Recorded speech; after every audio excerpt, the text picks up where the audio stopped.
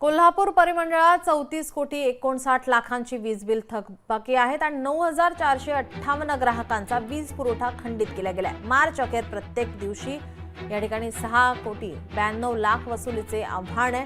ग्राहकांनी वीज बिल भरून सहकार्य करावे असे महावितरणकडून आता आवाहन करण्यात येत आहे।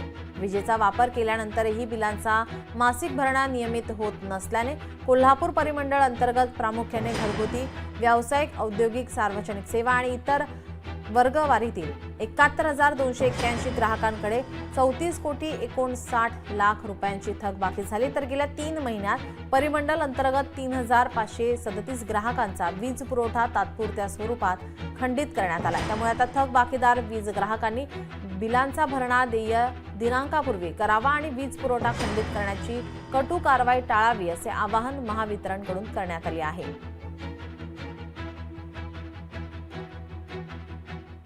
हा मार्च महिना असल्यामुळे महावितरणनं थकबाकीदार ग्राहकांचा वीज पुरवठा खंडित करण्याची मोहीम हातात घेतली असून साधारणतः 9,458 ग्राहकांचा वीज पुरवठा महावितरणनं मागील काही कालावधीत खंडित केलेला आहे।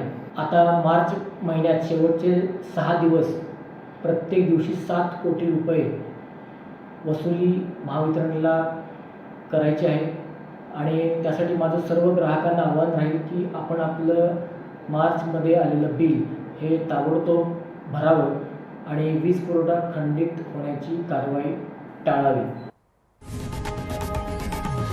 लोकशाही मराठी ऐका, पहा, जागरूक रहा।